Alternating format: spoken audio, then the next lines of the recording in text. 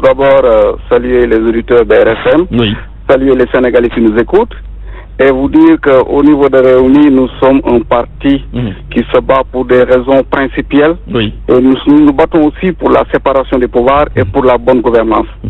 Parce que nous voulons insérer au Sénégal une république des valeurs.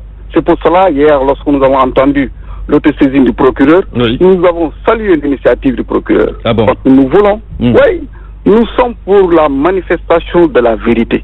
C'est pas pour rien que le président Idrissa Seck avait proposé l'autre jour le jury d'honneur pour que ce protocole virtuel créé par ses adversaires politiques soit, le Sénégalais soit édifié. Si Maître Nafissatou, si Maître Ousmane Sey, si le colonel Cissé, si Michel le député Omar Sarr avait un document, si Maître Abdoulaye Wade avait un protocole signé par le président Idrissa Seck depuis 11 ans, en 2007, le président Abdoulaye Wade allait brandir ce document. Donc nous, en tant que démocrates... Ce ne serait pas risqué pour lui de brandir un document, l'impliquant par ailleurs. Monsieur Antoine, Idrissa Seck a connu avec Maître Wade un complot d'État avec les chantiers de Thiès. Si Maître Wade, si Macky Sall avait un document, un dossier, qu'il le sorte, qui édifie les Sénégalais. C'est pour cela que nous avons salué l'autosaisie du procureur. Et que nous, en tant que démocrates, nous voulons que la vérité soit, les Sénégalais soient édifiés sur ces virtuels dossiers. Sur cette affaire. Le report des auditions, ça signifie quelque chose pour vous? Moi, c'est à travers la presse que j'ai appris le report. Un concerné l'a dit sur cette antenne, Birahim Seck. J'ai entendu le monsieur Birahim Seck. Ils ont reporté le dossier. Mais nous, en tant que démocrates, le Réumi, vraiment, nous voulons vraiment la vérité. Ça manifeste pour les Sénégalais.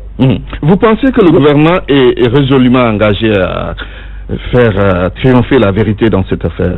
Mais si le gouvernement était engagé, comme il le disait au début de sa magistère, pour la bonne gouvernance, et l'affaire de ArcelorMittal, et l'affaire de Petrotim, et l'affaire de Pictogo, les 12 milliards, et sur les conditions nébuleuses de la libération de Karim Wade, et sur les 7 milliards du fonds taïwanais, et sur l'affaire du fiole de la Sénélec, et sur l'affaire Maître Sey. Donc, si le gouvernement de Macky Sall était déterminé à clarifier des dossiers, nous avons tellement de dossiers que le président Macky Sall devait clarifier. Et finalement, il y a beaucoup de dossiers qu'on n'a jamais clarifiés. Il y a beaucoup de dossiers. C'est pour cela nous, en tant que démocrates, en tant que parti de conviction, un parti de valeur, dirigé par un homme de valeur, un homme d'honneur, nous voulons vraiment que tous ces dossiers soient clarifiés pour l'opinion sénégalaise, pour l'opinion internationale. Beaucoup de dossiers non clarifiés. Pour autant, faut-il espérer que celui-là soit clarifié? On espère que vraiment le procureur ne va pas reculer. Très bien. Parce que nous sommes pour la séparation des pouvoirs.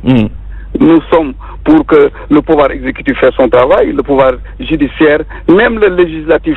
Vraiment, on aurait souhaité qu'il y ait des commissions d'enquête parlementaires sur les conditions nébuleuses de la libération de Karim Wade, sur ArcelorMittal, mais comme vous le savez, tous ces dossiers-là sont dans les tiroirs. Ils ne veulent pas la bonne gouvernance, ils ne veulent pas la transparence.